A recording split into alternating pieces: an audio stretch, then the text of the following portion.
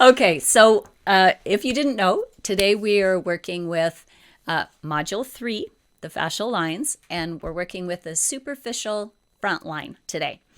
Now, before we kind of launch into superficial front line, again, I want to encourage you, if this is not where you're at in the course, don't worry. I think you'll still find it interesting and you can start applying it to your class right away. It's kind of like I thought of doing a course just with the fascial lines and nothing else, but I just felt like some of those other key concepts, the key principles we've been using in this course are really important to know: how to organize and activate the body, foot to core connection, hand to core connection, body as one piece, things like the adaptation response and the timeline of adaptation, and how to progress somebody through a series of classes and actually get results in that, people feel stronger. They feel like they've got more control. They have more access to postures and stuff. So, and then ultimately we want a good long-term outcome. So how do we ensure our practice today is taking us in that direction? So I just feel like those are such important concepts. So, I had to talk about that first. But here we are. We're finally at the fascial lines. And as I say, the things you hear in the lesson today and subsequent lessons, I'm sure you'll be able to use right away, whether or not you've, come to understand what the adaptation process is and all of that.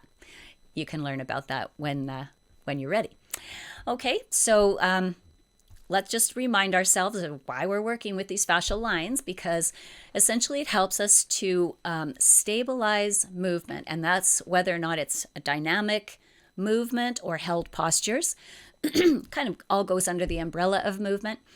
So, what we want to do is use our body, use our joints in positions that are more efficient, because then it's less fatiguing, we don't lose as much energy, and we don't run the risk of over time kind of damaging our joints or the connective tissues around the joints. So it's not really about protection, it's about stimulating them in a way that's going to create a good result. It is about stimulating them. We're doing a lot of, this is a stimulating type of practice, and we want a good long-term outcome, and we want to feel confident in our stability and our control and all of that while we're doing the practice now. So this is what we're trying to aim for. And working with the fascial lines, it helps you, it cuts a clear path for you, because it taps into stability first. And that's of course what that is the platform that we build any other skill upon, is how do I get stable in this position? And then whether I'm going to be moving or holding a posture, you've taken care of that. You've built your foundation, and now you can build strength. You can build more range of motion or range of control if that's what you'd like to do, or what you perhaps need to do so that you're balanced. Okay, now using the fascial lines in the way that I suggest, by activating them, takes us from collapsing into our joints, which, could easily happen, and a lot of us have those patterns habitually built into our body. It takes us from collapsed positions to range of control positions. And this is an example of that right here in these images. So I could go into a position like this first image in order to, I'm trying to find how far, or what we would say in yoga is often, how deep can I go in this posture? I want my pelvis as close to the ground as it can get. But what ends up happening here is I have to anteriorly tilt my pelvis. You can see my front line is not turned on, and I'm coming up against the tissue, the joint tissue in front of the hip. And this is a tissue area that is easily insulted in yoga. So, and you can see that my energy is moving downward, right? You can probably feel it in your body. If you were in this position and you're pressing yourself down, your energy is moving downward. Okay, so, but if I were to activate my fascial lines, the energy would move upward. Yes, my pelvis has come away from the ground compared to this image, but my hip joint angle is about the same, because my my pelvis is a bit more neutral. I'm still into the back corner of my hip joint, but I don't have this downward pressure happening right in front of the hip because I'm pulling my toe toward my knee. I'm drawing my leg forward and into the trunk of my body. Same thing with this foot, pressing it down, drawing it back into the pelvis, into the core of my body. So the energy is moving upward and now upward. And today we're going to learn about the superficial front line, which is really what's active on this back leg, over this hip, from the pubic bone up the breastbone and around to the back of the head. Okay, and I'm going to show you, and we'll talk about that in more detail. But this creates an upward rising energy versus this downward energy. Okay, so we'll see that in lots of postures. And if you have any questions about why that's, we'll talk about why that's a good thing as we go. Okay, so in general, activating the fascial lines is going to, number one, improve proprioception, because as we learned, when we tension the fascia, it becomes more sensitive to spatial awareness, to ultimately what results is it's easier to balance and remain stable. You're more sensitive about where you are in space and how to organize the body.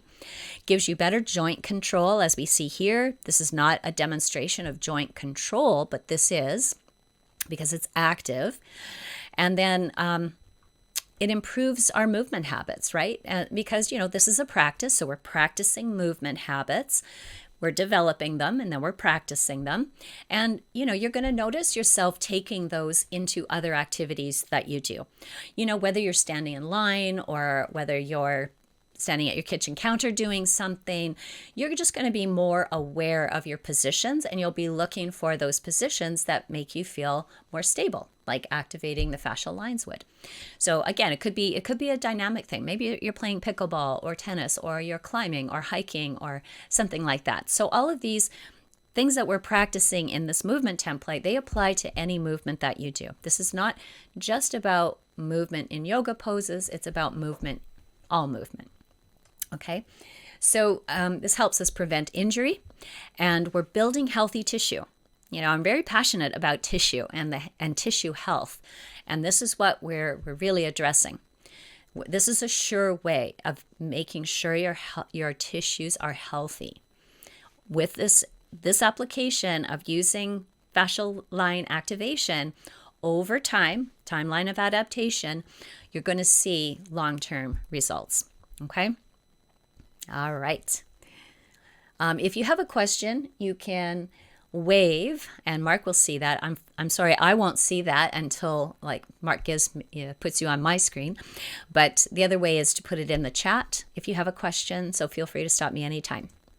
Okay, let's look in a bit more detail at the superficial front line. So in the course, we called it our shield. It's kind of our front line of defense.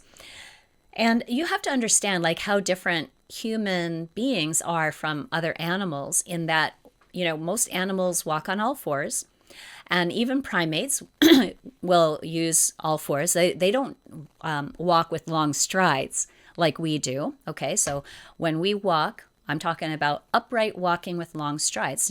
Other animals don't do that.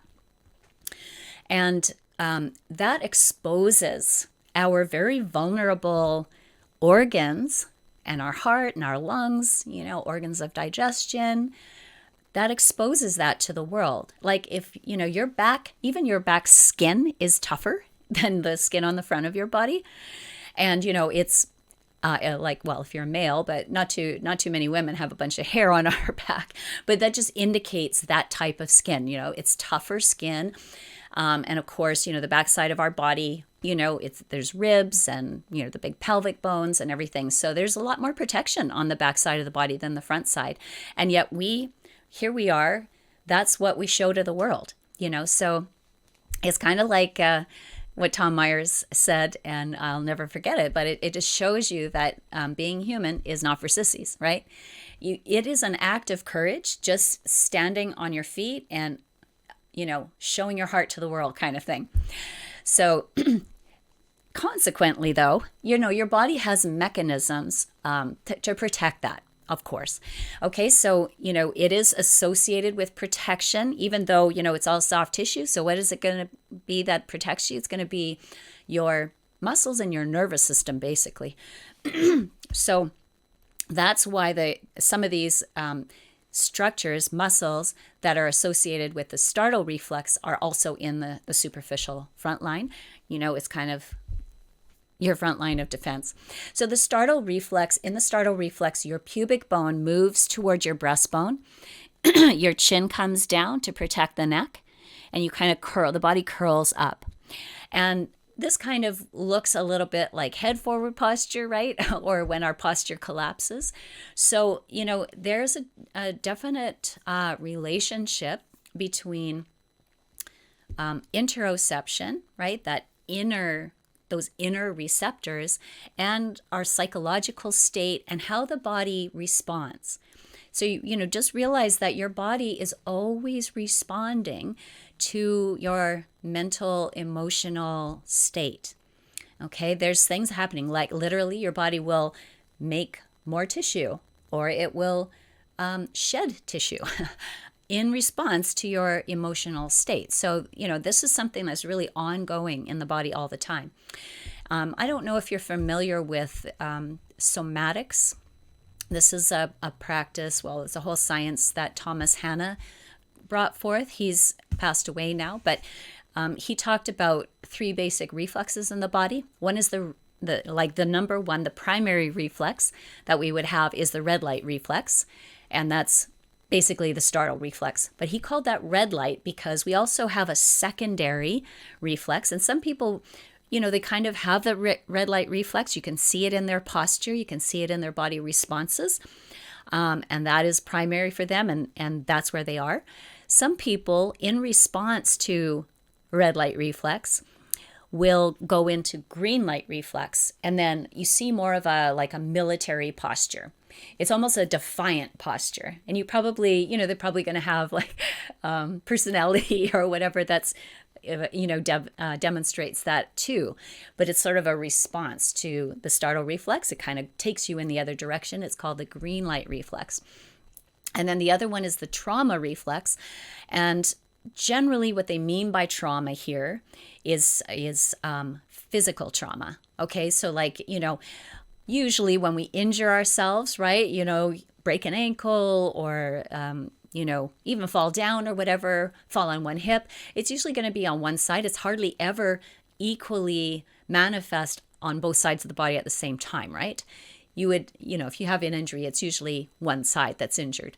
And that causes a trauma reflex, and you get a compensation pattern from that. And for some people, that compensation pattern lasts way beyond when, the healing is complete and whatnot. So, people who've had to sort of be on a crutch or something for a long period of time, they'll often have a compensation pattern that's strongly developed in their body, and that causes, one-sidedness or other postural issues. So I just I just felt like that was a good time to talk about this reflex, these reflex patterns in the body, because they can really affect you over a very long period of time. And it seems like, they're there for no reason, but there was an original reason, that kind of started that, and then it gets reinforced over time. So the muscles that are associated with the startle reflex, and we're not looking at all of them today. Some of them are in the deep front line, so we'll look at that later. But they tend to be fast twitch muscle fibers, which means they turn on quickly, and they can turn on quickly in a response to an alarm or some kind of traumatic event, a surprise, or chronic stress, or like a chronic slumped posture that you're holding your body in, or something like that. So they can contribute to that. They can contribute passively or actively, but we do see if it's associated with stress and trauma or whatever, that's generally coming from the red light reflex, and that's affecting your superficial front line and pulling you into a disadvantageous posture, we'll say. Hopefully that all is pretty self-evident, maybe. No questions? Okay. Okay, so let's look at the primary function of the superficial front line. I'm going to talk about how we use the superficial front line, like in our practice and in our life. And we're going to look at, some of the issues that are associated with this line too.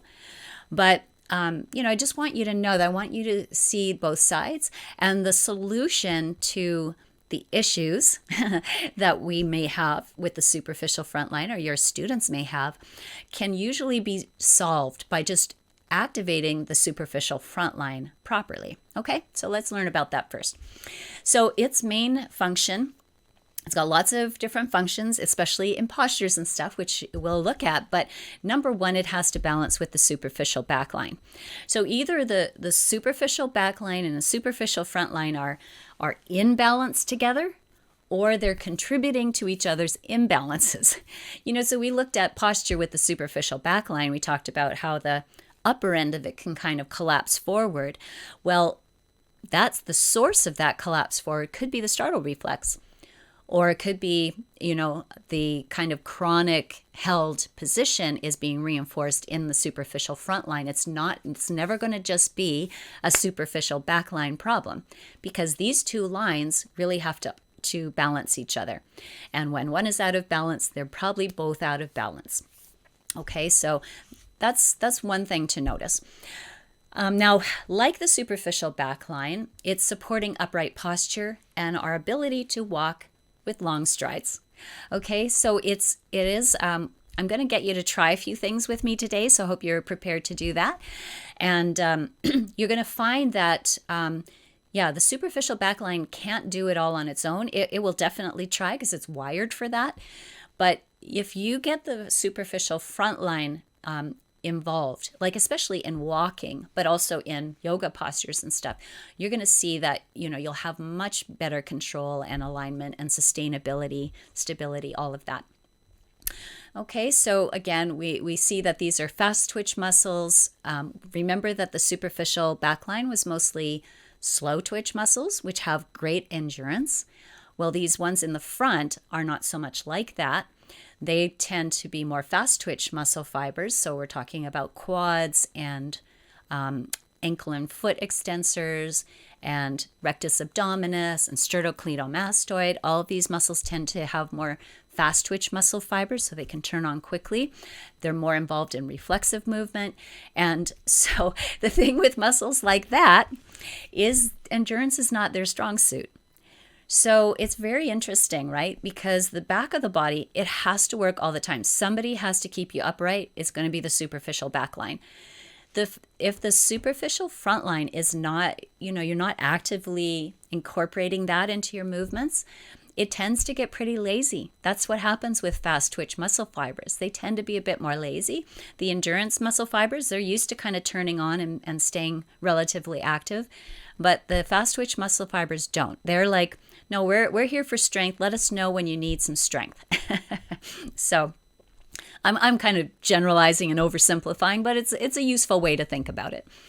Okay, so that tendency, that difference between the superficial back line and superficial front line is, it can contribute to those kind of typical postural imbalances that we see. We looked at some last time. We're going to look at some more today. Head forward posture, excessive pelvic tilting, especially in movement and postures, and knee hyperextension. Again, especially when you're loading the knee and taking yoga postures, or when you're standing, or perhaps when you're walking. Often knee hyperextension when you're walking is not that much of a problem, but I have seen some really crazy walking mechanics. I once worked with somebody, I remember a few yoga students, and you can just see, like, I'm not sure that the knee is going to last if they keep walking like that. So there's potential for injury down the road, that's for sure. So we'll look at some of the reasons why. Okay, so the superficial front line, quick and reflexive, which is great for its protective function, but not so great for when we need it for endurance. So you can develop more endurance. So this is always important to know. You might have muscles that, are naturally more fast twitch, but if you train them for endurance, their endurance will improve. I mean, it's simple as that. You give them the right stimulus and they will improve in that direction. Okay, so we can do that by, just practicing and developing awareness and practicing those until they become habitual. Okay, So let's just look at these posture pictures. I used this slide or these images last time. So I just want to point out a few things to you today. What I would say we're seeing here in this first image is a pretty classic slumped posture. Sometimes you see the pelvis going even further forward. But if you were to look at this and we were to put an arrow on it and say, what direction would you say the energy is going in this position? It's kind of going downward, right? Like on the previous image, now over here, the energy was going downward. When you're activated, it goes upward. That makes sense. So in this image, you can see like her energy is dropping down to the ground, and so she's just up against her bony stops. It's like hanging on the bones, hanging on the joints. So, we're going to look at a couple different versions, but basically there's just compensation up the chain. Number one, she's in shoes, which is not ideal for like a postural assessment. You would never do that. But it's so funny, guys. I have to tell you a few stories about trying to find images for this, because so hilarious. A lot of times they'll get some poor guy or girl who's not like hypermobile, does not have a slumped posture that comes naturally to them, and they'll say, okay, now slump your pelvis forward and fall forward and everything. And it's so funny because you can tell that they're just trying to push themselves in that position. It doesn't look natural at all.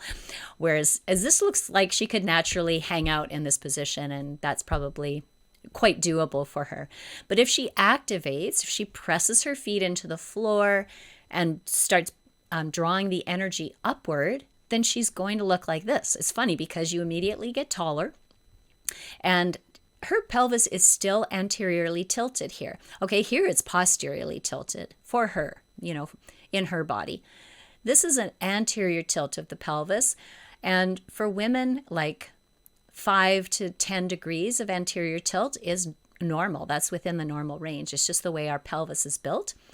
It looks like she could have a little bit more energy moving up the superficial front line here, but she's got her shoulders balanced over her shoulder girdle, natural curves in the spine, head balanced over the thorax.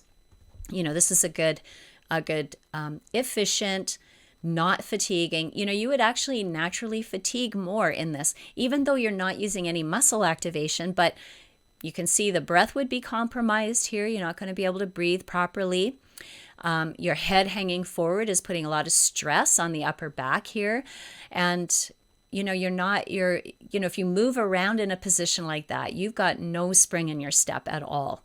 You can't get any energy back from your tissues. They want to store energy and then give it back kind of like a spring would do. So she would be much more springy because she's activated. Okay. And we'll do a little bit of exploration with walking today too.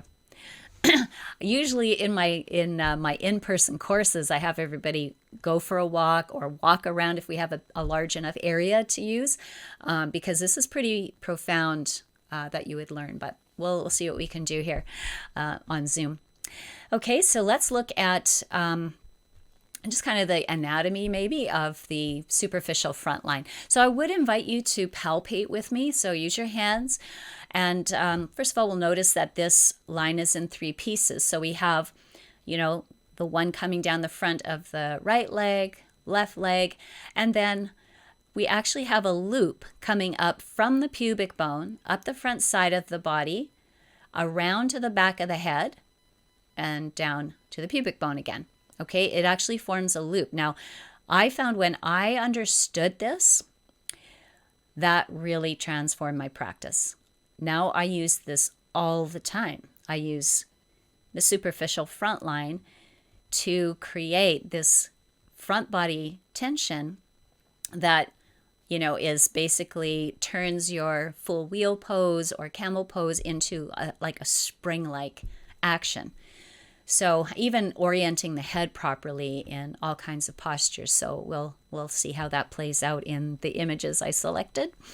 Okay, so it's in 3 pieces, but it behaves as one piece. So this is really important to do.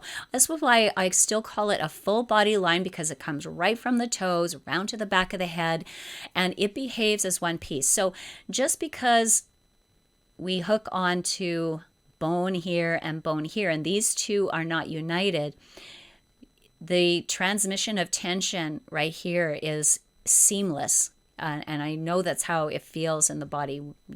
I'm sure you would agree. Okay, so where does it start? Well, it's on the toenail side of the foot. So right from your toenails, over the front of the ankle, up the shin. Let's feel our foot, okay? So it doesn't really matter if you can see me or anything. So I want you to just pull your toes toward your knee. Okay, that's toe extension. You can see all the tendons pop up, yeah? So that's part of your superficial front line. Do you want me to move the camera so No, I think I can just talk them through it. I'm talking myself through it. Okay, then slide your hand up. You're going to come across your ankle. Now pull your toes towards your knee and bend your ankle. So again, you're seeing a bunch of tendons pop out, yeah? So those are all part of your superficial front line too. Now, if you keep sliding up your shin, you can notice you've got that bony blade of the shin, right? There's no muscle there. So go to the outside of that, and that's where all the muscles are. And if you kind of find the more meaty part of that leg and point and flex your foot a few times, you'll probably feel muscles are active there. Okay, so all those muscles, they call it the anterior compartment. It's got several muscles in it. I won't go into what they are. And then you can feel your whole joint capsule, okay, especially the anterior aspect, of course, knee joint capsule, and then up the front of your thigh, right? Everybody seems to know their quadriceps, right? That means there's 4 muscles there on the front of the thigh, just that one muscle group, but only one of them, this one here, oh, I didn't put it here. Well, there's only one of them. See here on this image from the knee. Can you see how it goes through the knee joint and then it continues on? Remember that, right? About the fascial lines. These are seamlessly connected. There's no start and finish. All the way up. This is the rectus femoris, the center one. This is the only one that goes beyond the the thigh bone all the way up to the pelvis. The other ones don't. So if you stand up and put your foot behind you and catch your foot, like a traditional runner stretch, and you first of all draw the knee back, keep your hip open, and then push your foot in your hand, like what you're stretching there is just that one quadricep, just your rectus femoris. Okay, and that forms the continuity of this superficial front line. Now it attaches to the pelvis right here. It's kind of below the superior spine of the pelvis, and attaches. So that they call this the anterior inferior iliac spine, but you don't need to know that. But if you are somebody who knows that, so this is approximately right here. Okay, and then you can see how this is a little higher, this is a little lower. They sort of overlap each other a little bit. This is your pubic bone, and this is your rectus abdominis muscle. It's superficial, right? It's the most superficial abdominal muscle that we have. We have 3 other layers beneath that, but this one is the one that's on top. And what you see here, this is your sternum or your breastbone, and on either side, again, you can rub that with your fingers. Feel your pubic bone, feel your rectus abdominis, feel your sternum here, and then on either side of the sternum, you can feel your ribs probably. And the fascia that's on the ribs and on these bones, this is part of your superficial front line. So from here down, that's muscle, but from here up, this part here is fascia. And of course, the muscle is within fascia and everything too. So it's kind of all surrounded by fascia, but there really isn't a particular muscle here. Okay, and it goes up to the collarbones or the clavicles. And this is your sternocleidomastoid. So we can all feel that really easily on either side of the throat. You've got these larger muscles. So if you turn your head to one side, like ear to the shoulder, this one's going to pop out. So this ear to the shoulder, you can kind of feel that on either side. Now, if you were to feel that and go around behind your ears to the back of your skull, that is all connected by fascia, forming a continuous loop around the back of the skull. So that's why the head position makes a really big difference. So your head position in back bending, in any posture that we do in yoga, where we're really, we have like a back bending pose. So whether it's a lunge or like camel or wheel or anything like that, even cobra, upward facing dog, your head position, if you want to really tap into the superficial front line, your head position matters. If your head is kind of way back like this, you've lost access to the superficial front line. It's kind of weird that it goes around to the back, but we also learned in superficial back line that there's a bunch of muscles underneath there that we don't want to compress either. So it's better to keep the neck long and not kind of crunch down at the back of the skull, top of the neck. So here's another reason that we don't want to do that. Okay, so when the hip is flexed, so if you can, right where you are, you can stay seated if you are, and you pick up your thigh, you can kind of see how strong that rectus femoris tendon is tapping into the pelvic bone, and then find your pubic bone and you can see how there's a little bit of an overlap. Now, when your hip is flexed like that, you're kind of, you don't have the same kind of tension in the superficial front line as you do when your hip is straight. Okay, so anytime your hip is straight or extended behind you, like the leg is behind you, you're going to have a lot of tension in the superficial front line. And personally, I go into that tension. I use that tension to support the posture. And we'll look at some postures where we do that. Okay, so, in something like downward facing dog, you can still access your superficial front line, but you're accessing it from the pubic bone to the breastbone around the back of the head. And then you would access it from drawing your toes toward your knees and activating the front side of the legs. It still activates, but it's not sort of the kind of activation that sort of would restrain and support a back bend. Okay, so I've got lots of examples for us to explore, so don't worry if you don't quite understand that just yet. Okay, so remember that the superficial front line operates with the superficial back line, and superficial back line and front line both are about the sagittal plane movement, right?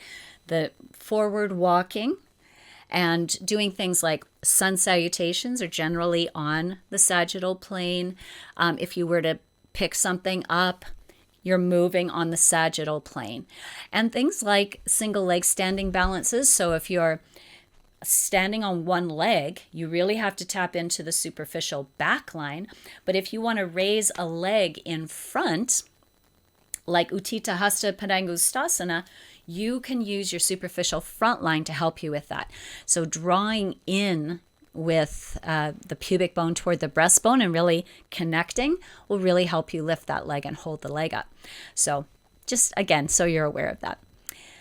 Okay, so, and then the other thing it does, so it's kind of motivation, but also stability on the sagittal plane. And then, just dried my throat right up. When it comes to sideways movement, you're kind of sandwiching your body between the superficial front line and back line. So I think we could stand on our feet and do that right now. I need more water. So something simple. Let's lace our fingers, put the hands to the back of the head, and Let your elbows come out. Organize and activate. So feet parallel, knees unlocked.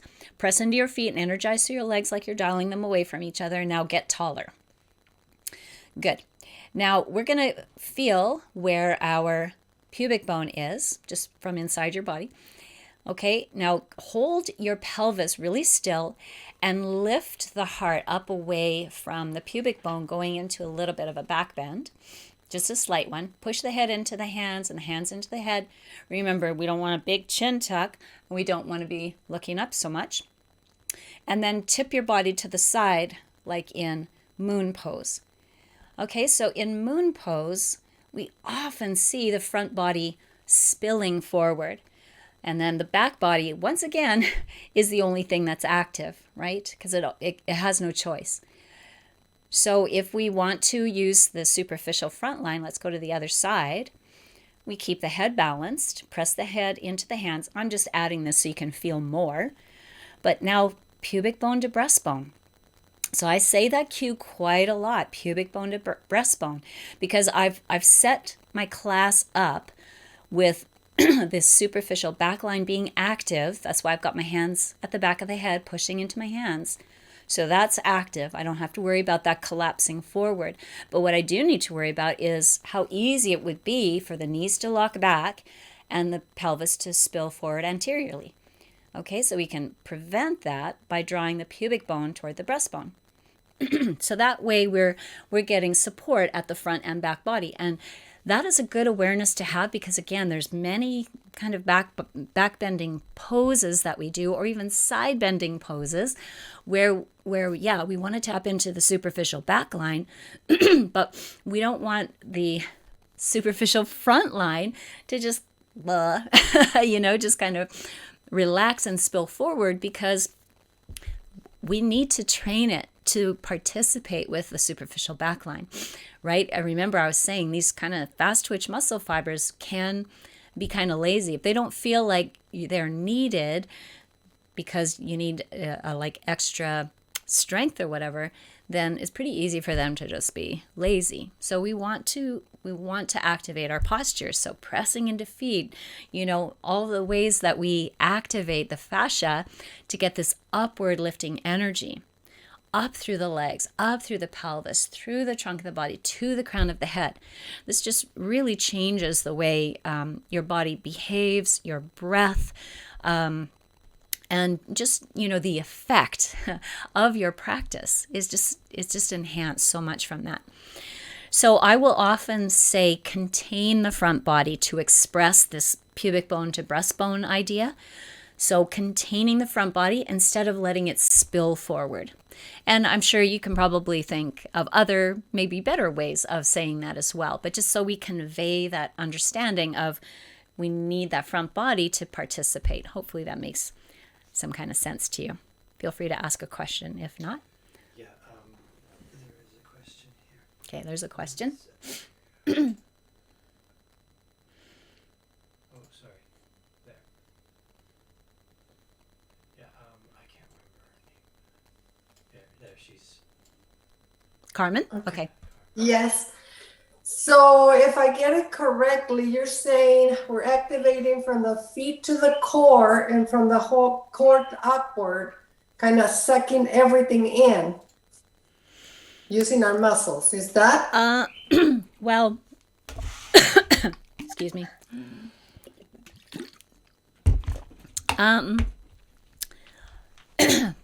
Well, I'm not 100% comfortable with sucking it in. But I know, but just letting you know, I know, just bringing like you said, not spilling it out is activating your core muscle, bringing it in. Yeah. But I said that one so you knew what I meant. Yeah. Yeah. I'm okay with that. Again, remember, we're using Ujjayi breath generally in the dynamic part of the class. So there's like a little bit of pelvic floor engagement. We're channeling the breath through the center of the body. So we want to create lots of space for breath, but not like we're not doing abdominal breathing where the belly would be really soft and we're letting the diaphragm descend and push the abdominal contents forward. That's not the kind of breath we're using. We're containing the abdomen, aren't we? with Ujjayi breathing.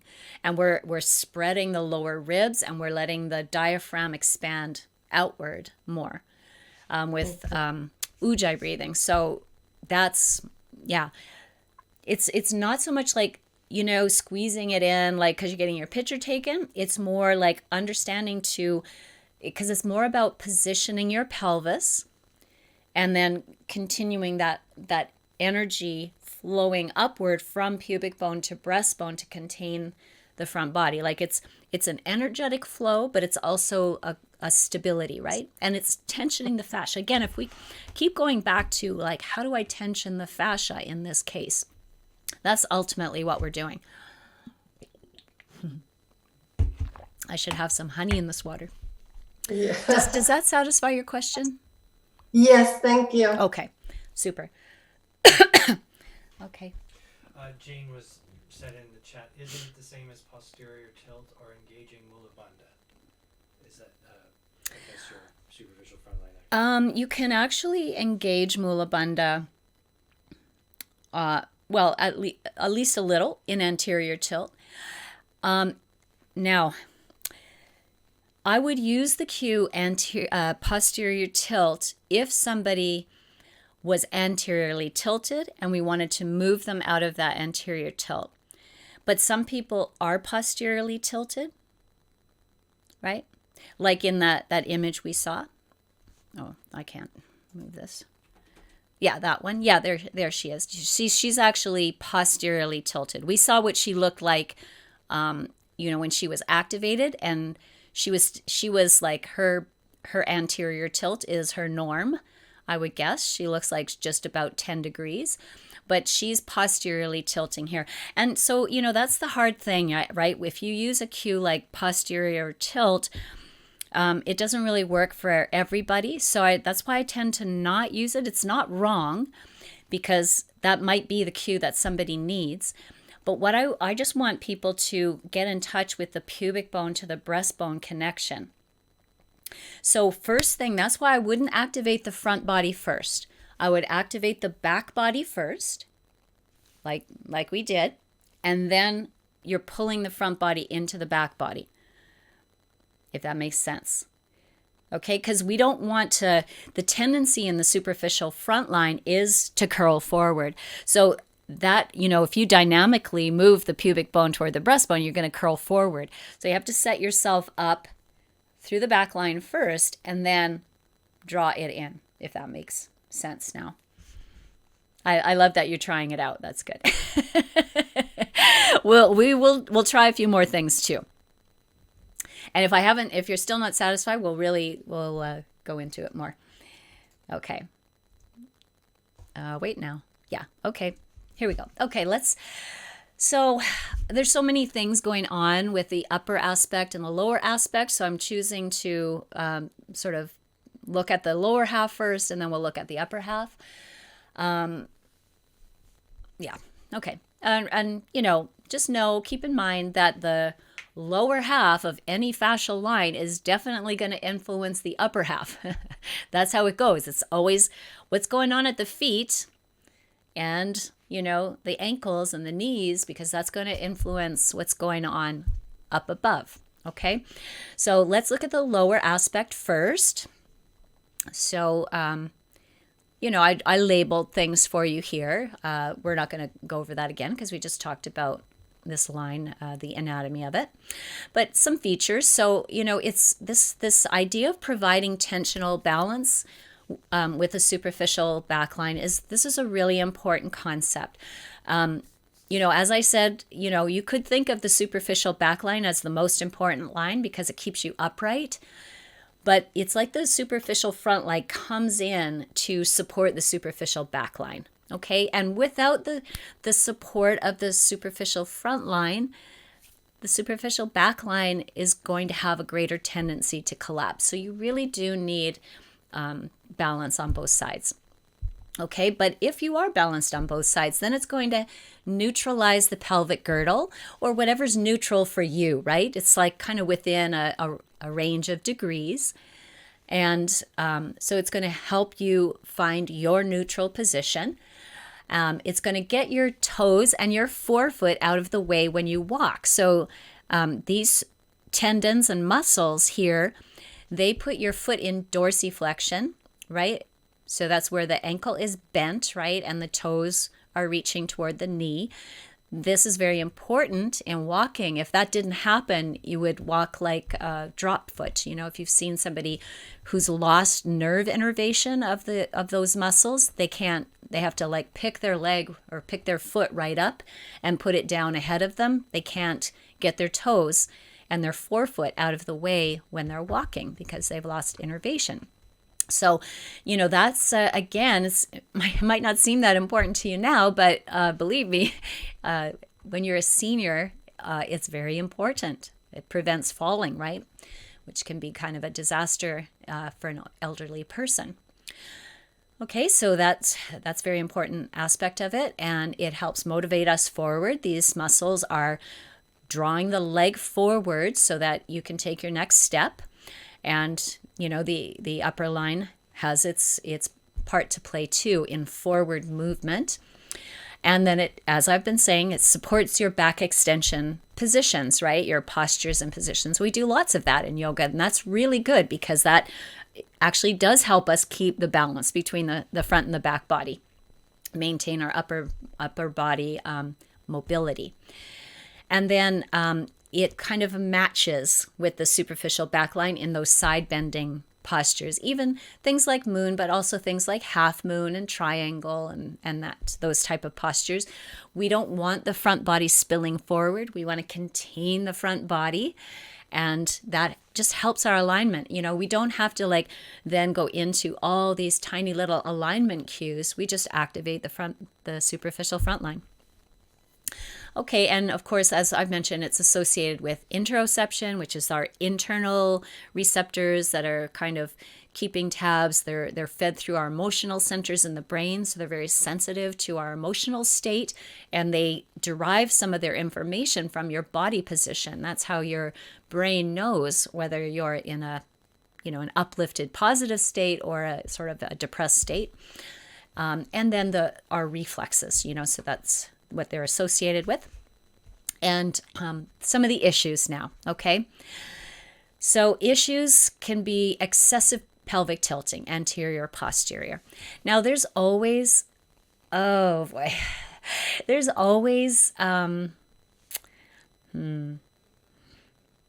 controversy, I don't know, always kind of disagreement, argument over whether having an excessive anterior or posterior tilt is really a problem.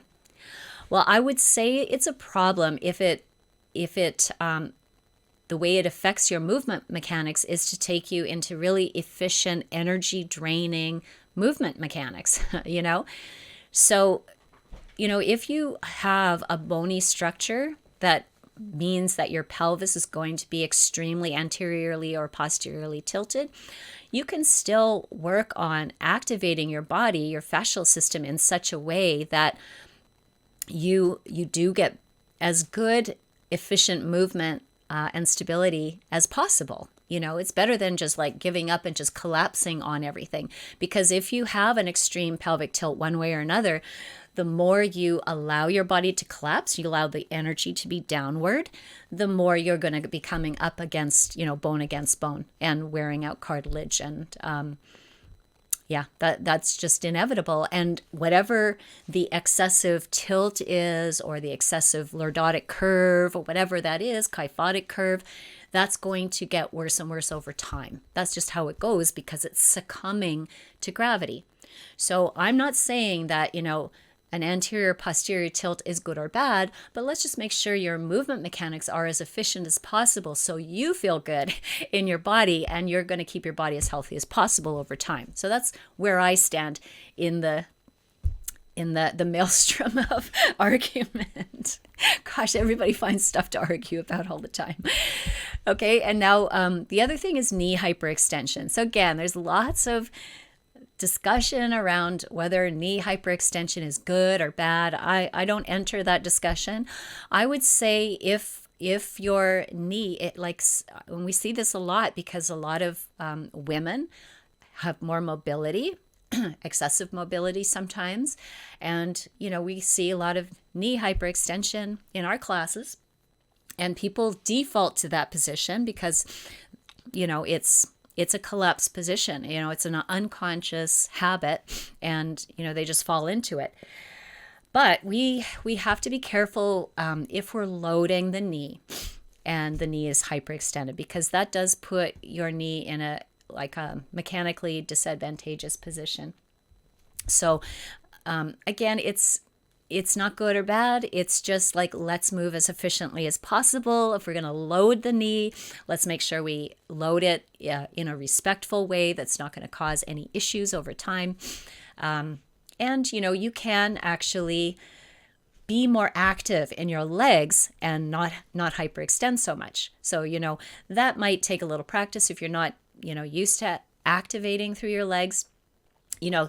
I'm standing right now. I'll be standing for the duration of this call, and my legs have to stay active. I have to move a little bit. I'm not going to just lock back and stay like that, because I'll suffer for it later, if I'm hyperextending my knees, especially when I'm upright. It's one thing when you don't have any weight on them, doesn't matter as much. But if you're loading your legs, you're standing on your legs, if you're doing yoga postures, if you're in a single leg standing balance and your knee is hyperextended, I think instinctively that is not a good sustainable position. It's not a position where you can get out of that all that easily. And safely. So, again, that's what I say. You need actually about 5 degrees of hyperextension for things like walking. But more than that, and again, you're going to have to be careful about how you walk, because, the potential is there for you to just keep aggressively hyperextending and loading the knee. So that's what I'll say about that. Celia wants to know, could frontline fascia work help with knock knee? With knock knee. Can I get a bit more description than that?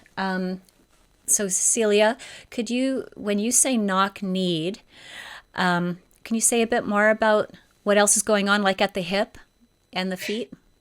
Well, I have this question because my knees, they come towards each other. And so in my standing posture, my legs are not separated. My knees drop in. And I pay very close attention to my arches because their tendency is to drop. Right, okay. So I work my feet and I work everything else, and I'm standing, but my knees come towards each other, and then I fold forward, and then they come together.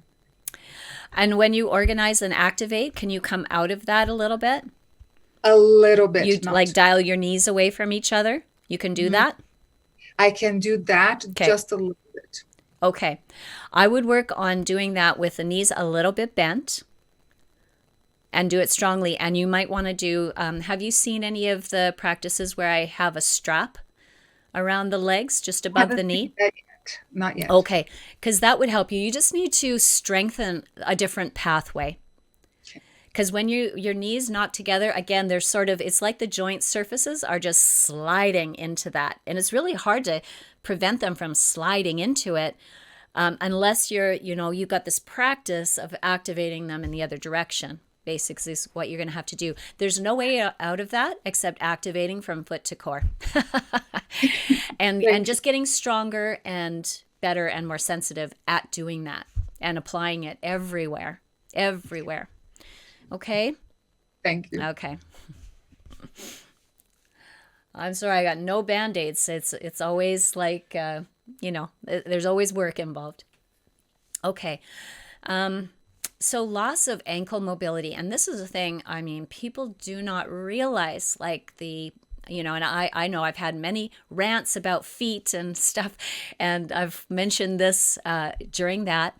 But loss of ankle mobility is something that sneaks up on people. And again, I've talked about it before. It has to do with the kind of footwear we wear. If you have always wearing heels or even just running shoes with a padded heel, you're just not going into your range for extension at the ankle, and we can lose that. And what it would look like is, you can't do a full squat, say, The other reason, these two are closely linked. If you habitually hyperextend at the knee, you could potentially lose your ankle mobility because of that, because you're taking your ankle out of the extended position where it's much more stable and into a slightly flexed position, which is less stable, but also kind of it has to get supported somehow, right, by additional connective tissue or something. So, over time, you can lose your ankle mobility, and then that really affects your knees and your hips and your back. So again, things that go on in the feet and ankle and the knees are very, very important to every other part of the body. So, and then the other thing, and I talked about this extensively last time, so we're not going to go into it quite so much, is this loss of toe extension. So if you're standing on your feet and you lift all your toes up away from the ground, that's toe extension. Okay, and I highly recommend that you spend time extending the toes, and I'll show you some images of different ways we can do that in class. But toe extension is really important. Toe mobility, super important. And so these are associated with the superficial front line. They're part of the superficial front line. So taking care of the superficial front line needs to include working on your toe extension and your ankle extension as well. So let's carry on. Okay, so let's look at the pelvis, and we've already seen a little bit of that. Now, we all have kind of our bone structure, so I would say that's innate. That's what we're born with. And then we have varying degrees of stability and mobility that might come from our posture and movement habits, the things we do in our body over years, and some of those habits that are laid on top. So you might have a relatively normal pelvic girdle, but just because of like a certain movement practice, or maybe you're a driver that's how you earn a living, or maybe you're somebody who stands all day at your job or what have you, that you could easily have movement and postural habits that are not so efficient and good for your body. Although, those kind of situations also give you an opportunity to look at that and make sure you're doing that. But as we know, most people are probably not quite cognizant of that. So, some of the habits that are laid on top of whatever your bony structure is, they're going to be good, and some of them won't be so good. Now, depending on how long you've had a habit in your body, you may or may not be able to change it all that much.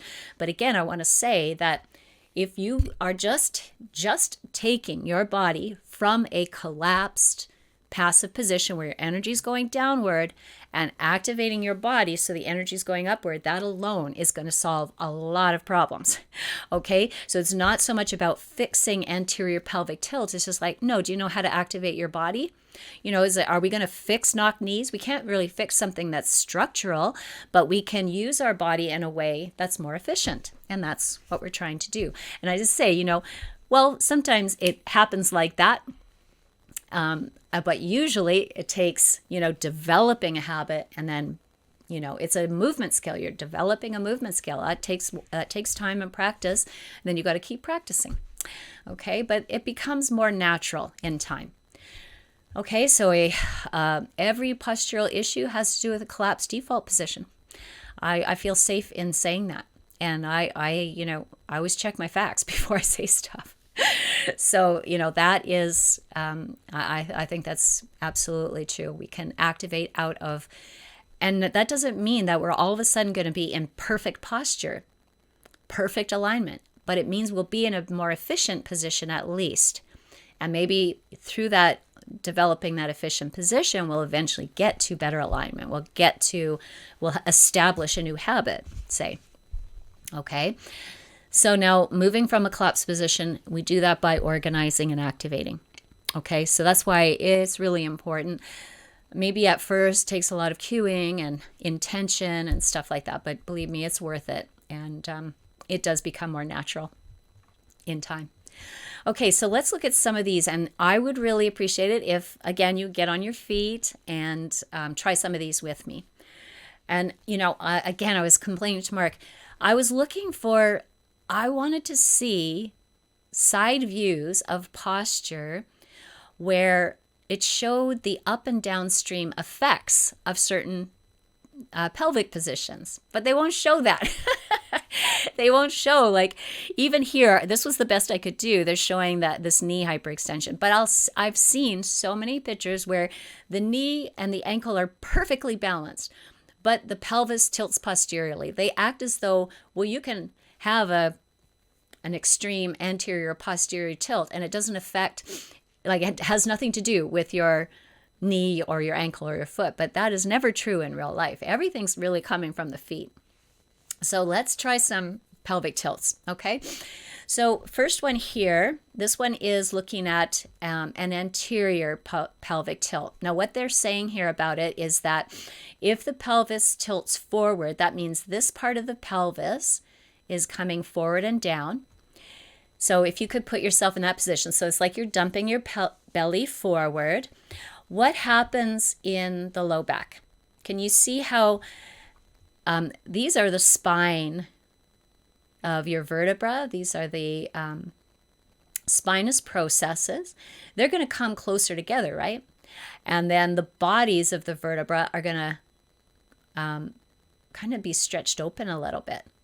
Okay, so you can probably feel the compression of these spinous processes back here. So I'm just going to assume you can because I can't see. They're nodding. Okay, good. Okay, so if you can, I know these are uncomfortable positions, but this is science. So anterior pelvic tilt, you can feel compression in the low spine.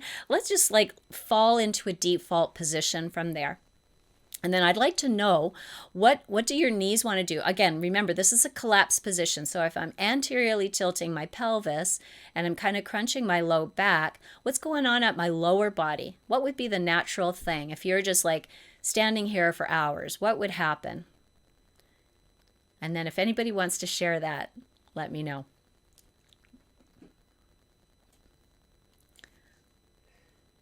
Anybody want to say? Celia, go ahead. Well, to me, it feels like when you anteriorly tilt your pelvis, my feet, all my weight go to the outside of my feet. Yeah. Okay. My knees feel like locking. Yeah, your knees want to lock, don't they? They want to hyperextend. Yeah. So basically, whether or not you can hyperextend has to do with your bone structure, but you lock your knees back, don't you? And then you could probably stay there for a long time. What happens in the upper body? Anybody notice that with the anterior tilt? Yeah, my shoulders go. Everything wants to slump forward then, doesn't it? Yeah, we collapse forward. So that's weird. That's an anterior tilt. We just saw somebody in that image earlier who had a posterior tilt and all that same stuff was happening. So let's try that. Whoo, get yourself out of your anterior tilted position, so uncomfortable. And now we're going to see about tilting the pelvis posteriorly. So that means the top part of the pelvis is going to go back and down. So like you're tucking your tail under, okay? Really strongly tuck your tail under. And what goes on at the knees? And what goes on at the upper body? So anybody? My knees are fried. Your knees are fried? Knees move forward. Your knees move forward with the... Okay. Yeah. Okay, yeah. Or You could. I can personally lock my knees back while my pelvis tilts posteriorly. But, this one here, they're showing this person is still able to keep their pelvis balanced over their ankles. Okay, so that's what they're doing. And what that does is cause more of a flat back position. And I agree with you, Jane, you'd have to have a bit more activity going on in the front of your thighs if you were keeping your knees balanced. But what I want you to see here is it pulls the natural curve out of the low spine, which probably feels good after going into this position. But it's still, what happens at the upper body can still slump forward, can't you? Yeah, more so than Yeah. area. Okay, and then we'll try this other one. This is the more extreme. This is what the young girl in the image was doing. She was hyperextending at the knee, shifting the pelvis forward, and then, you can see the upper body has to adjust. So every time we change the position of the pelvis, it affects the upper body, but because we're using these as collapsed positions, the classic collapsed position for the upper body is to collapse forward and down. It never collapses back. That's a very active position. Now, you might have a really strong reflex in your body that pulls you there, but most people, if they collapse, are going to collapse forward and down with the upper body. Now, I just want to show you that a strong anterior pelvic tilt, a strong posterior pelvic tilt, it tends to put the knees in a locked position, and it changes the curves of the spine. And then there's compensation up the chain. So I don't know if I can move this. Oh, I can. So we here's our last one. Now, what's that? Okay, go ahead. Yeah. Again, I would say that in all of these positions, because they're collapsed positions, we could have, an arrow going down. If you were again, just going into those slumped positions, whether it was an anterior, posterior tilt, you can see you're just sort of hanging on your joints, right? So that's a downward energy flow. If you organize and activate, you got an upward energy flow again. And that's why let's go into the slumped posture, where the pelvis shifts way forward, kind of punching your hips forward, you're kind of hyperextending at the knee. And then this is why I always give the cue, don't lock your knees, unlock your knees. So unlock them, and now push down into your feet and dial your feet and knees away from each other. Do you see how you can't help but going into a taller, more neutral pelvic position? I'm hoping that's your experience. So we can try that with anterior pelvic tilt too. So let's just go into the anterior pelvic tilt. Sometimes with anterior pelvic tilt, your knees lock back, your toes want to come in. So again, I would always cue, make sure you're not locking your knees. A lot of yogis lock their knees. So let's unlock the knees, feet parallel. And you see immediately, you can't really pelvic tilt when you're organized and activated. You almost have to go neutral. So that's why, again, I don't worry so much about the pelvis. What I would look for in postures is the belly dumping forward. They're probably not organized and activated, but maybe, again, they just don't have as much strength in the front body as they do in the back body. It's out of balance. So let's bring some attention to drawing the pubic bone to the breastbone. And we'll look at some of, again, some images of postures where that's pretty obvious. So when I put this image, this arrow here, let's just try going into organization and activation. Press into your feet, energize through the feet, through the knees, through the thighs, like you're dialing it all away from each other. And now if I gave you the cue to draw your from the pubic bone, lift from the pubic bone to the breastbone, you're keeping your pelvis stable. You're just elongating your front body and lifting the heart upward. That's a front body activation. Now, if you were to take that to the side, you'd have to activate more. If you were going into back bending, you'd have to activate more. But just using the superficial front line to keep the pelvis neutral. Otherwise, you would easily go into an anterior tilt on a side bending posture. Now, there are people who can do this, who can keep the pelvis punched forward. And I have an image that I'll help you understand that. What I normally see almost every time, I would say I might see about 20% of this, 80% would be this in side bending poses. So are we good in terms of questions? Okay, I'm going to go to the next slide. If you have a question, write it down or flag me down. So, okay, we're gonna kind of go from the feet up here. These are normal ankle movements right here.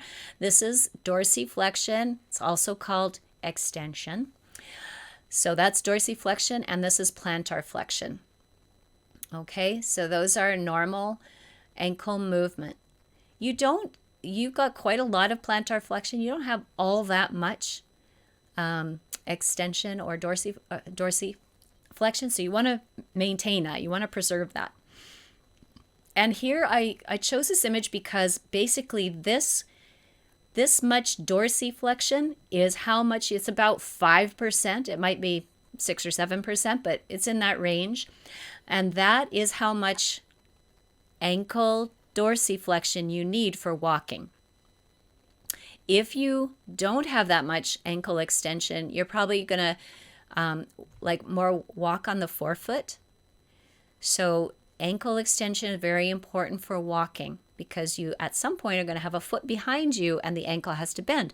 Now, if you walk with your feet turned out or you walk with heels, you will lose that much ankle extension because you never use it. If your feet are turned out, it's kind of like an avoidance of ankle extension.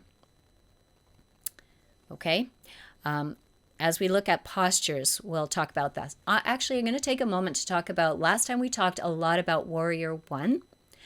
In Warrior One, you have a leg behind you and the foot is turned out a little bit.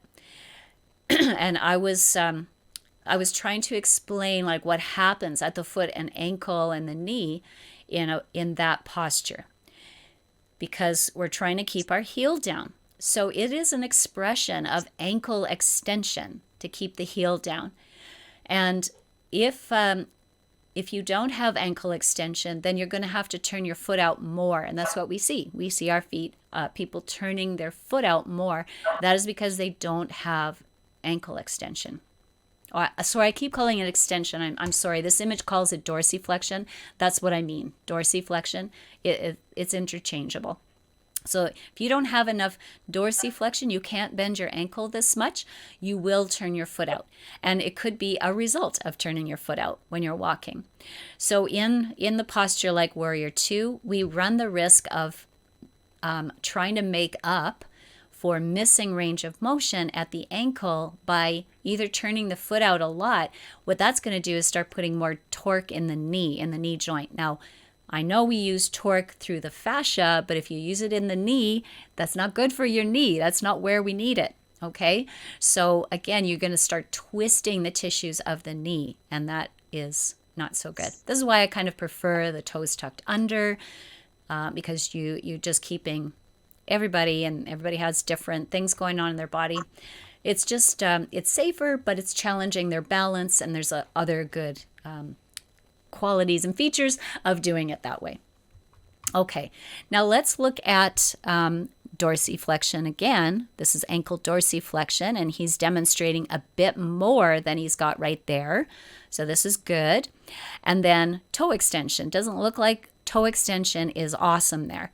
It'd probably be really good if your toes were strong, but you had just about 90 degrees of toe extension, and then you were able to press into your toes. So again, I use toes, I cue toes all the time in my classes. Toes are really important to your quality of life. You don't know until you've kind of lost it.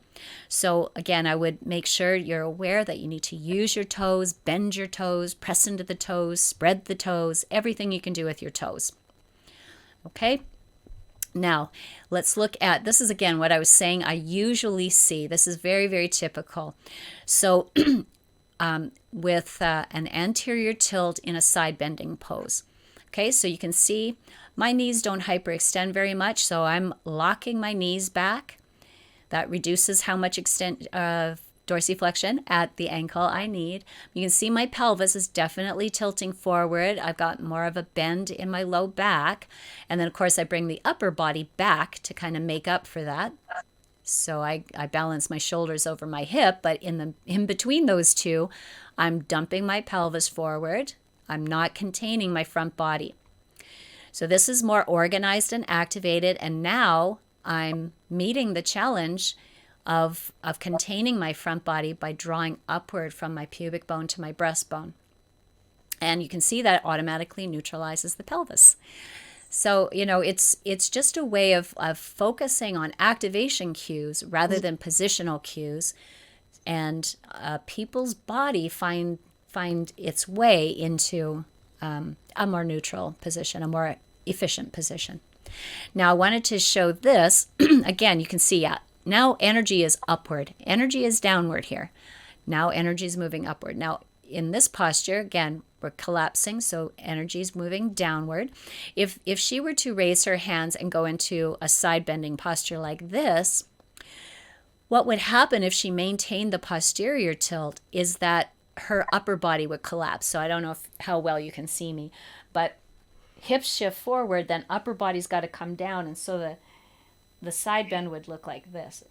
It would be collapsing forward, more forward here from the upper body. She wouldn't be able to get herself out of that collapsed position. So that's the problem with these collapsed positions. It's hard to maneuver in a collapsed position. You've really got to shake that off, get organized, and then you'll have a much easier time trying to find alignment. Okay. Jane has a question, but it's 1:30, so you Okay, just letting you guys know that somehow we entered a time warp and it's now 1:30. So if you need to leave, please know that that's perfectly okay. I do respect your time. I just, have a bunch of stuff I want to talk about. You can always listen to the recording later. I don't know how this happens, honestly. Okay, and Jane has a question. Yes. Okay. Jane was asking when you were talking about the ankle stuff. Yeah. Could it be that you have tight calves? So tight calves in relation to lack of range of motion. Okay. Yes, calves do affect range of motion at the ankle. That's more of a superficial backline issue, obviously. Again, if you are, you see, I'm gonna talk about how to increase ankle dorsiflexion in a moment. Remember, calves are tight for a reason. There's some reason why they're tight. Now, it could be, again, wearing shoes with heels. That's a big one. But, we would almost have to do a postural assessment to just see exactly what's going on there.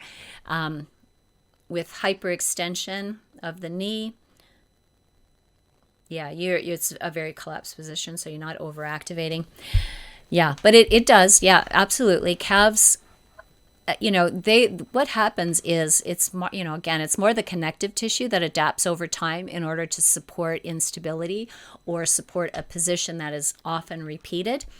So, that's what we have to look at. Like, what's the movement habit, or what's the footwear, or whatever it is. And then usually, like, if you change that, then you can start developing the range of motion again. But you're kind of, again, remember, connective tissue takes 7 months to 2 years to change. So you're looking at changes that would happen very slowly, a millimeter at a time over time. Okay. And I'm very conscious.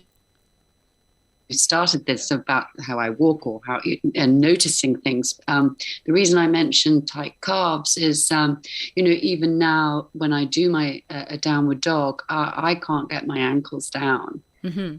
And I've been doing it for years. Yeah. I wonder if I just got short calves. But I'm very conscious how I walk now. Great. I'm very conscious of what I'm doing. Yeah. It's very interesting. Well, Jane, what I would do is, again, you can use the superficial front line to help with that. So in downward facing dog, you would draw your toes toward your knees. Right. So that you're activating the muscles. I don't have the mouse anymore. Okay, now I do. So you're activating these muscles, actively pulling, or bringing that ankle into dorsiflexion. So little things, but we're going to look at a couple more things, okay? That would probably be helpful to you. Thank you. Okay.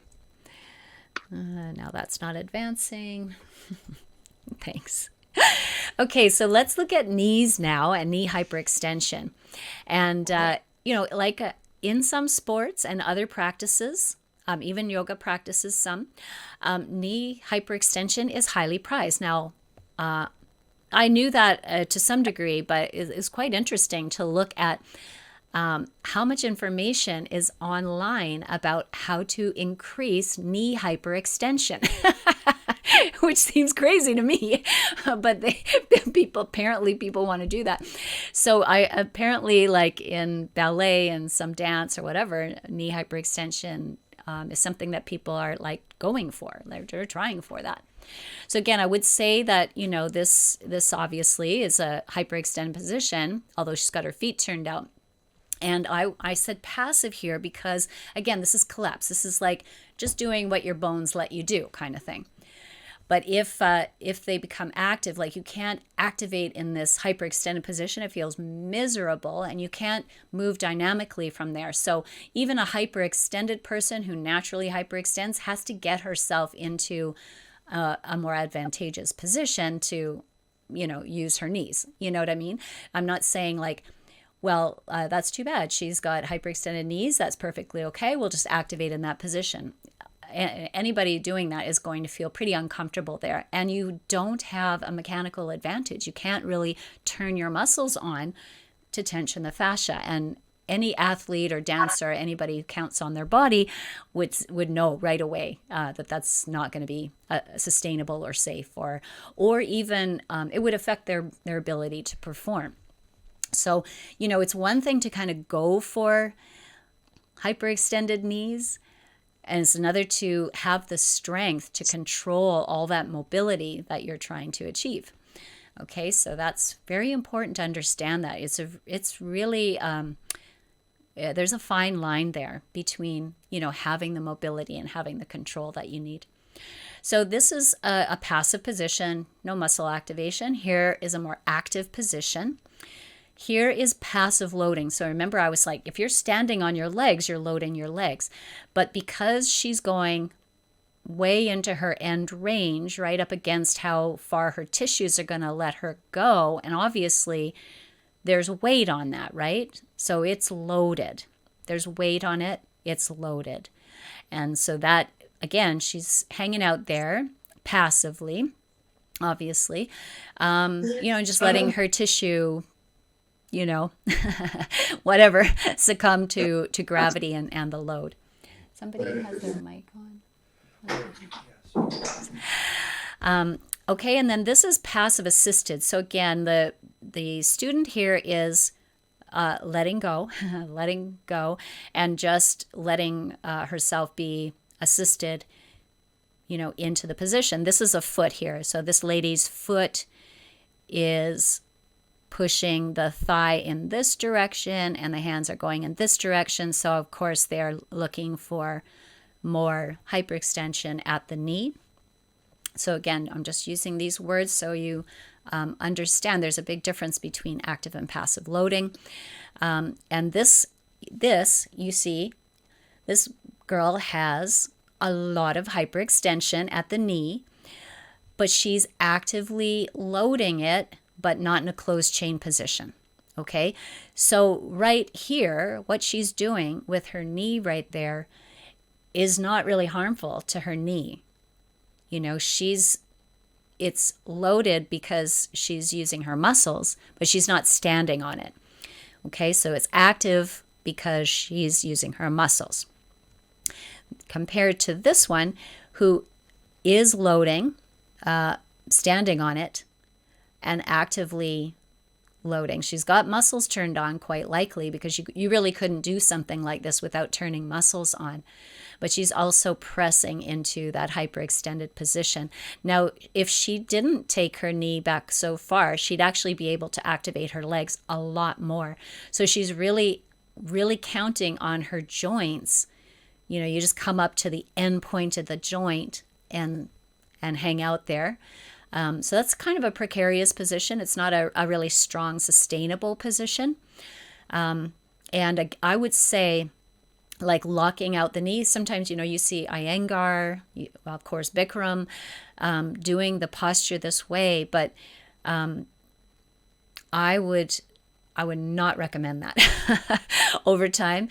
This kind of position is really putting the knee in a, there's just so much potential for injury over time.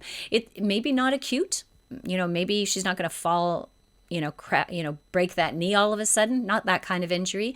It would be that gradual onset injury over time. And, in time the tissue just can't adapt anymore because you're just not, you're not being respectful, number one, but you're not using it in an efficient position that it's able to recover from because, you're actively loading it in a really precarious position. So just so you're aware of that, again, I'm not going to get into, I'm just looking for efficiency in movement and postures, not, and avoiding, these kind of loaded, passive, hanging out, collapsing kind of positions. And again, like for walking, you only need about 5% knee hyperextension. We don't need 25% or something, which is, again, just more difficult to stabilize. There's all kinds of potential for injury there. So I guess you're going to have to advance the slide because it doesn't want to do that. Okay, so let's go from the feet up. So to improve ankle dorsiflexion, Jane, this is for you. Go into the closest approximation of the position of the dorsiflex position that you can. I would recommend you put something under your heels so you're not activating the back line. Because if you're here and you're on the forefoot pressing down into the mat, you're going to activate those calf muscles, which you're already saying are like maybe possibly overly strong, or they're preventing you from going into a dorsiflex position. Okay, so what I would do is let the heels rest on something and then use the muscles on the front side to draw you into more ankle dorsiflexion. Even if you don't move, you're going to notice that, okay, I'm using these muscles, the muscles up the front of my shin and the front of my foot, and draw toes toward knee. So at least you'd be balancing the superficial front line with the superficial back line. And that, again, if you get an equal balance, you're probably going to get more ankle range of motion. It won't happen overnight, but if that's how you practice, that will take effect. Okay, so other things we want to maintain is this toe extension. So you can see that's a lot of toe extension. I would load my foot in this way. I would press into my toes, enliven the arch. Again, I can't say enough about toe function. Having strong, mobile toes, so important. And again, I always encourage yoga teachers. I think working with yoga tune-up balls is just such a good idea. Especially for the feet. If feet were the only thing you did, it would just be so perfect. But, you can use them anywhere on the body. But this is a really good way. And I'm not doing this to do fascial release on my foot. I'm not doing that. I'm doing this to strengthen my foot. I would literally wrap my toes around the ball and then lift and spread them out. If you try that a few times, you realize, oh yeah, that actually takes quite a lot of effort. So, that's what I'm doing. I'm mobilizing the bones in my foot. I'm putting pressure.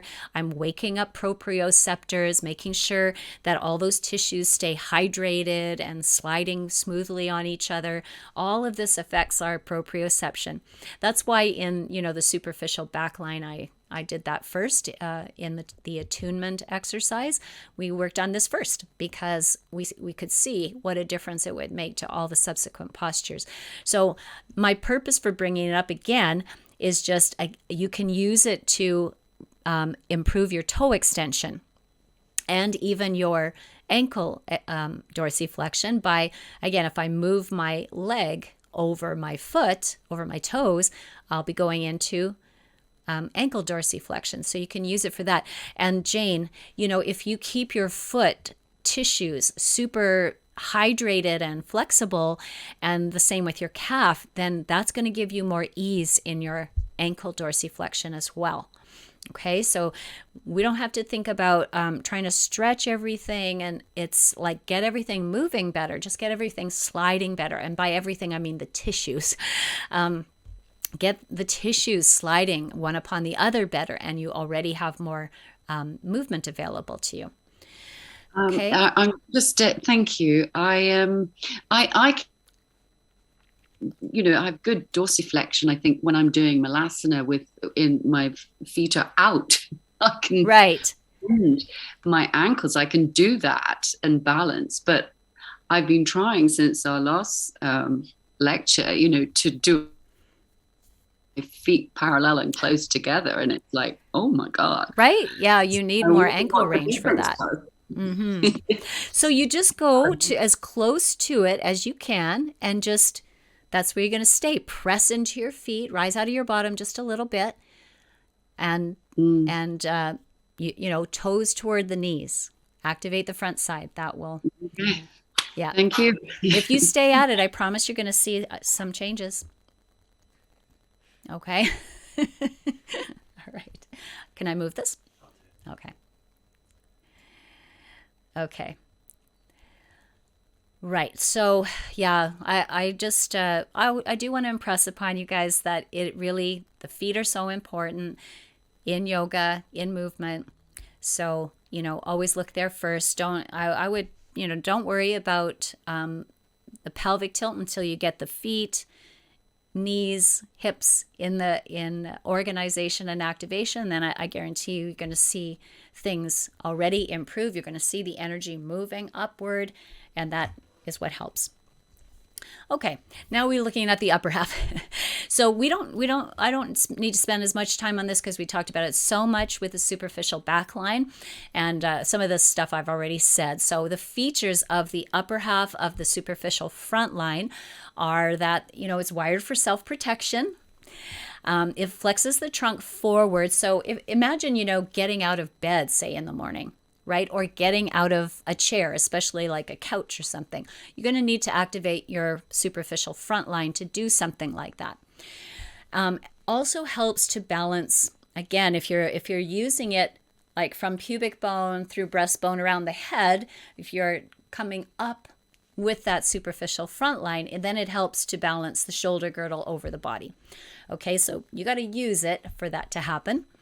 And then doing that, lifting the heart, lifting the head, is associated with confidence and self-expression, and again with maturation.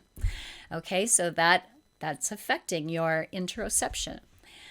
Okay, let's look at some of the issues. Now, of course, because it's a reflex that's associated, it might draw you into head forward posture, again through shock, trauma, something like that, or chronic held position like that, on the computer too much, on the phone.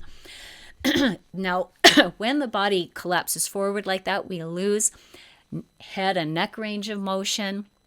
We lose shoulder range of motion, and we can start to get rotator cuff impingement. So again, let's just take a moment, only take a sec, to collapse forward into head forward posture. And then I want to see if you can shoulder check. So how does it feel to shoulder check in head forward position? It's kind of miserable, hey? So if you stand up upright, pull up on your superficial front line, yeah, shoulder checking, lots more freedom. How about collapsing forward again and lifting the shoulder? How high can you lift your shoulder with your body collapsing forward? It kind of comes up against a hard stop right there. Whereas if you were standing upright, you have lots more movement. It's not even the movement itself that has changed that much. It's just your body position. But what does happen as you collapse forward is when you do lift the arm up, you're pinching those rotator cuff tendons at that time. So that is a really big problem. Somebody who's like, this is why if somebody says like, oh, my shoulders are so sore, I'm really getting sore at the front of my shoulder, I look at their posture first. Like, what is your normal posture? Because if it's your tendency to collapse forward, that is the reason you're having shoulder issues. So, always emphasizing this upright posture, heart lifted, crown rising. These are really important cues for people. And then remember the gaze, right? We talked about that last time. If they're always gazing down, getting the head up, looking ahead. These are really important in preserving not just your posture, but your shoulder function.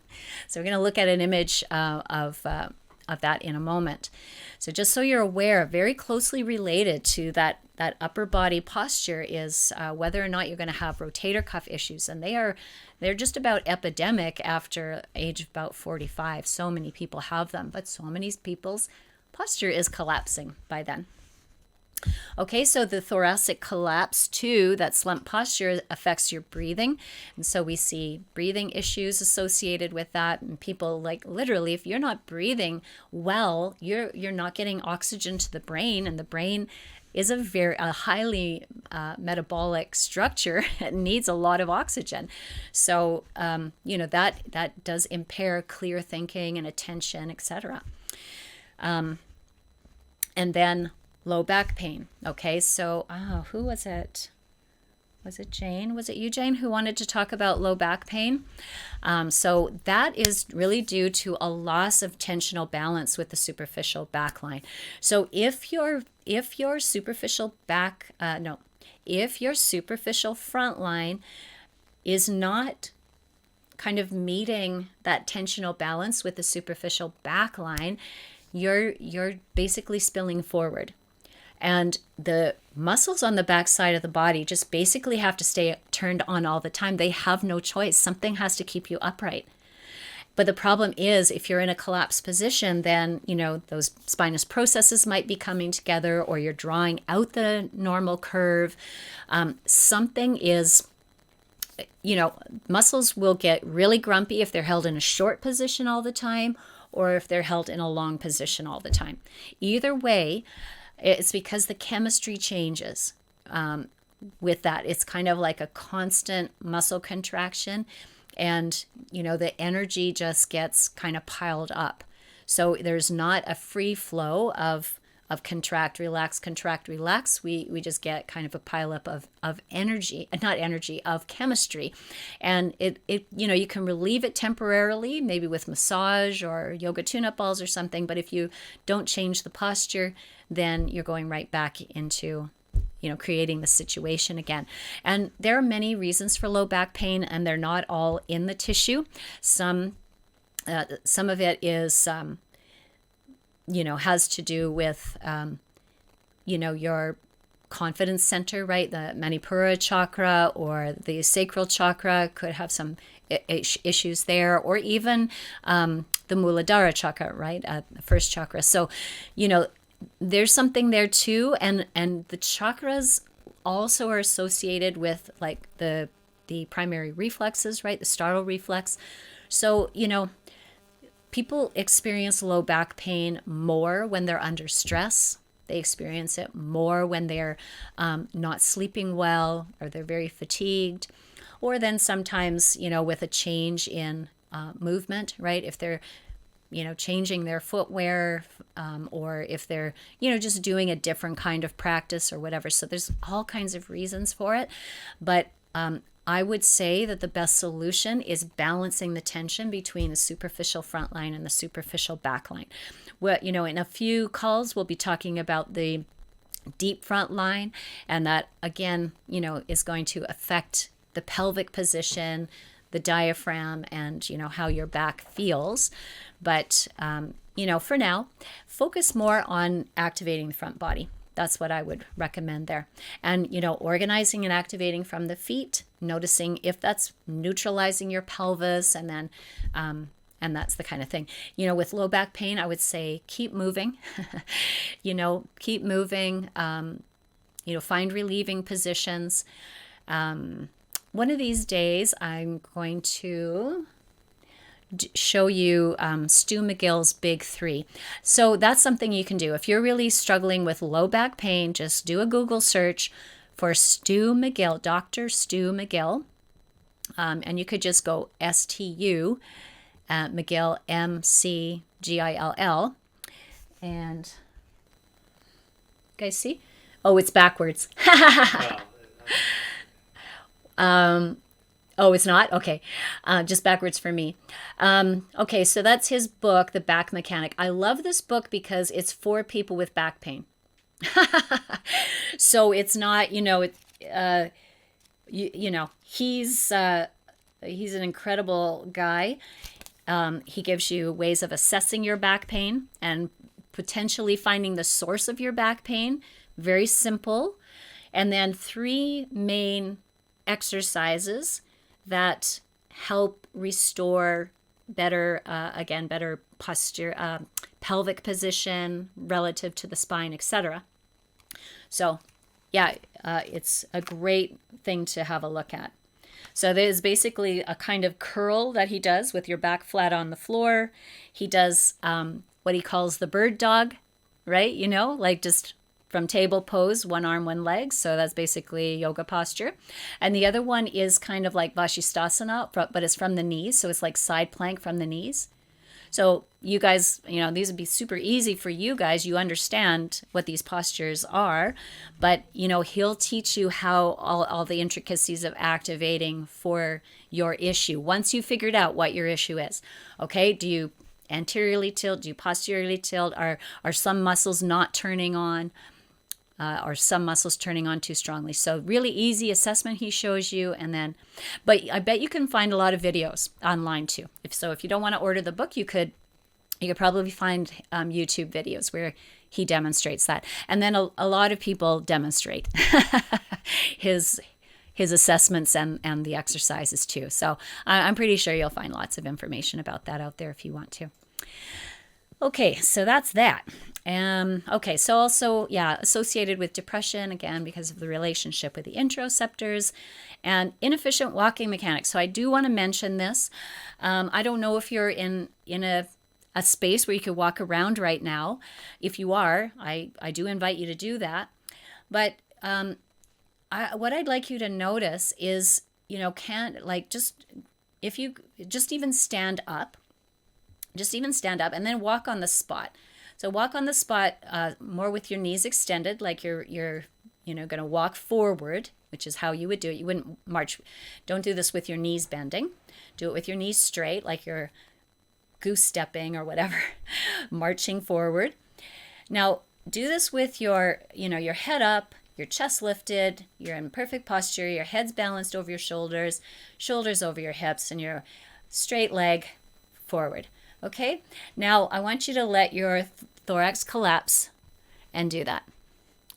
Can you feel like you totally lose the tension off of your front body and now your legs are super heavy?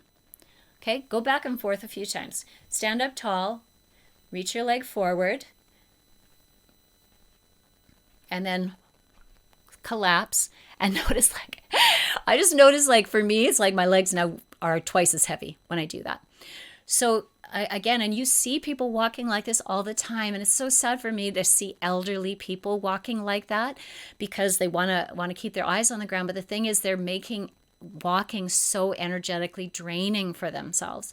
So again, if you get to go outdoors for walks and walk with long strides, continuous long strides, this is what your body was built for. So you want to go into that kind of walking, head up, chest lifted, confident walk. It's not just about confidence, right? Although it probably make you feel better, but it is much more efficient, and then your body can give you back energy.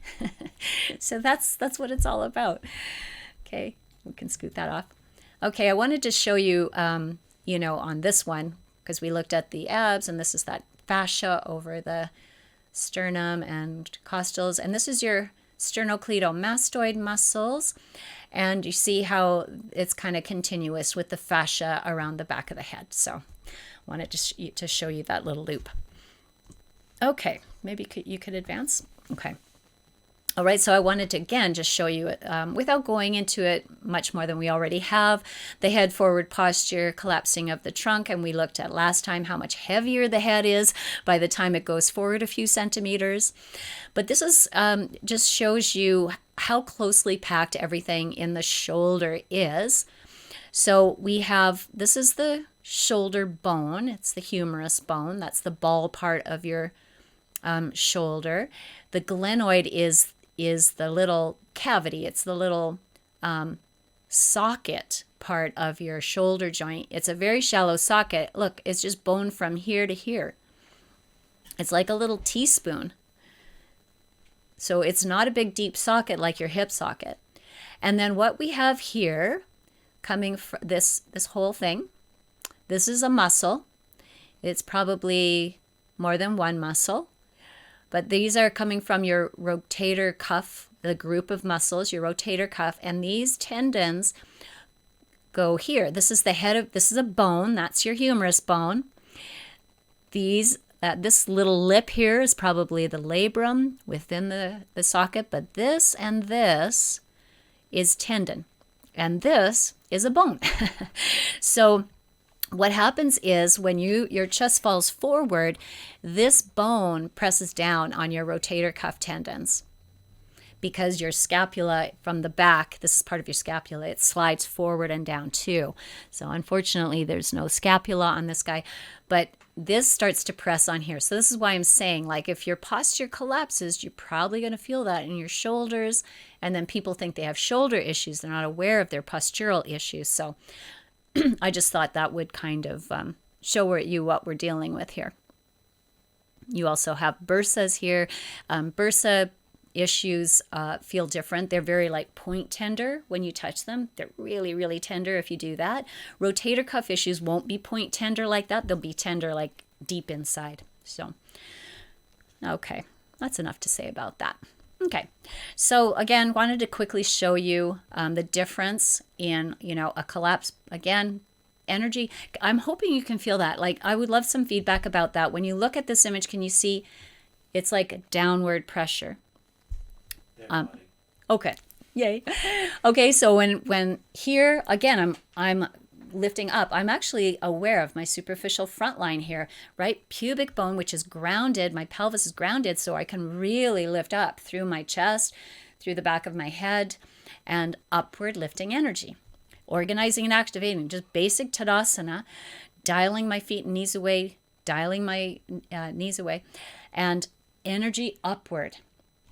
Here again, I can press back into the back, lock back into my knees and hang my body forward. This is very much a collapse position. I'm not saying never go into it. I'm not saying that. But, when we're trying to strengthen the body and we're trying to develop good habits and everything and uplift our energy, then, now I'm pushing into my feet, lifting my tail. I have upward lifting energy again. Same thing here. This is, again, this is me using my superficial front line. So I'm pressing into my feet.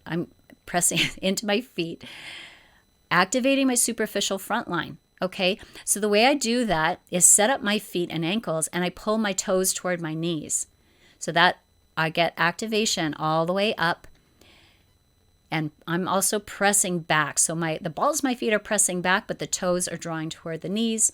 And I'm really pulling the energy up into my navel space here. So then I can use pubic bone to breastbone. And that really comes into play for chaturanga. So if you're lowering or loading here for chaturanga and going to upward facing dog, pubic bone to breastbone is what, what's going to carry you upward into that position. You're pushing through your toes and coming up. The direction of energy is now horizontal, but it's going to end up upward again.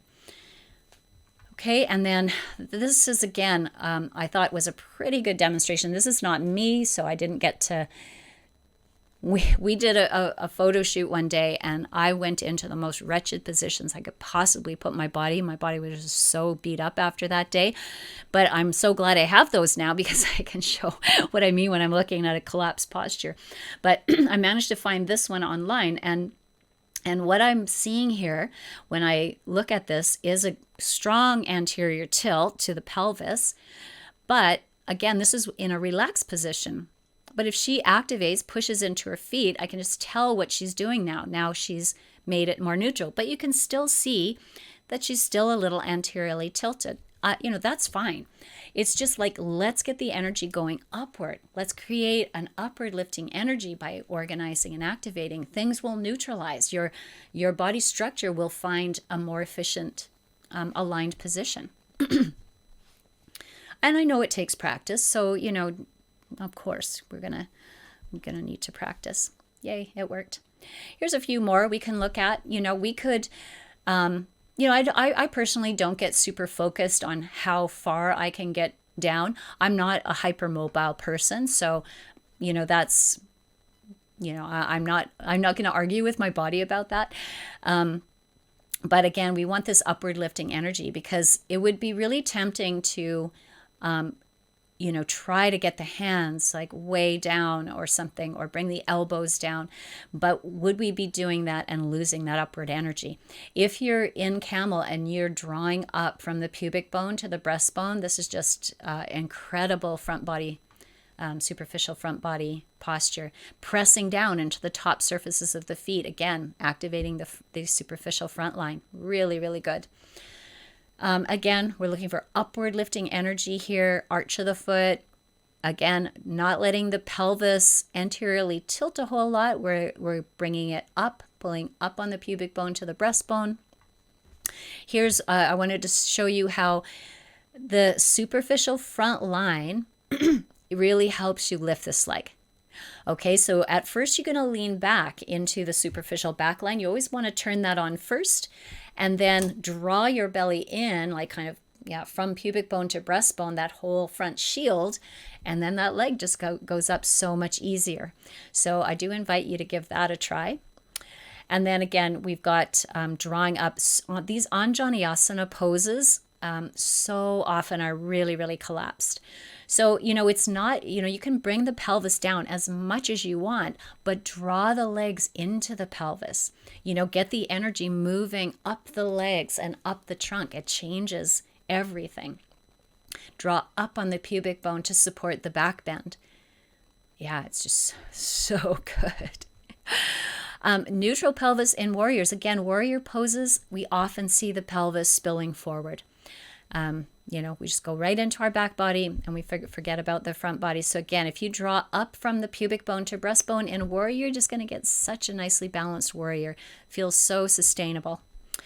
And then, like in something like gate pose or bolt pose, you're balancing, in this pose here, it's lots of tendency to bring the chest forward out of the pose. Again, I also consider this a lateral line pose, because I want to be in the lateral line of my body. I don't want to stick my butt back. So I'm using my front body and my back body and kind of sandwiching my body between the superficial front line and the superficial back line. That's what I'm looking for. It's not so much depth. I want upward lifting energy. That's what I'm always going for. And that's all I need to say. So if you've got some questions, we can go back and look at images again, but I'll just go back to the goal of working with the superficial front line, and that is to create tensional balance between the front and the back body. And we start by organizing and activating, and then I would recommend back body awareness first, and then front body will come much more naturally. I would encourage your students to stand tall. Like, just get taller. That helps them too. And I'm sure you're going to find other cues that really resonate with people. Using your own language and speaking to your own students, but just getting taller. There's something inside you that responds to that.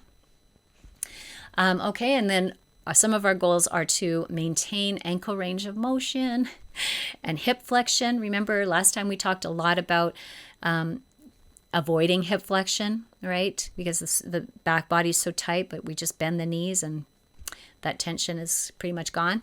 So maintain your hip flexion. This is also important for front body. Watch for poor habits, of knee hyperextension. Just watch for it. Let's activate more. Let's get that energy going upward. And unwind the startle reflex. So again, just know that this is a really strong reflex in the body. And if you're under stress, you have times of trauma or something, do something to unwind that. That is just a really good awareness to have, that you have that reflex in your body. It's going to affect your breathing. It's going to affect your posture and your interoception, right? So it is a communication with your emotional centers to do some kind of soothing pranayama. I think there's a few, I believe I did it in the superficial frontline attunement practice. We did arch and curl.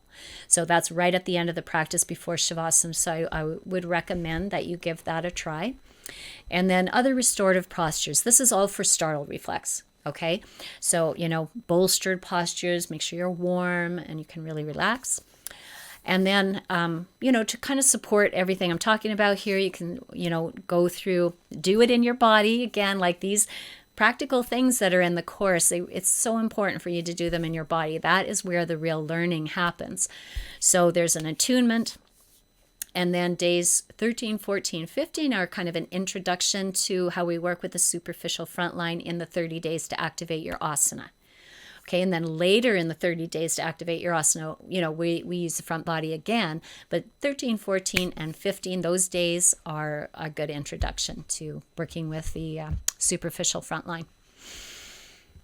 Okay, so again, we're seeking tensional balance. We're taking our place in the world, walking with confidence, and we're starting all of that with organization and activation. So that is that. And now I'm open for questions if there are any. Last questions. Working on our ankles. So I saw in your picture doing the high lunges. Yep. It's a very good one, no? And Yep. then I was doing similar high lunge where like warrior one, and then if you pick it and go on the ball of the foot and then set it down, that's working both parts. I would not do that with the foot turned out, though. No. Yeah. You can do it, do it the usual, like maybe the classic way, and then do it with the toes tucked under. And remember, when the leg is behind you, the ankle could be in a very strongly dorsiflex position, or it could be in a plantar flex position, right? Everybody froze.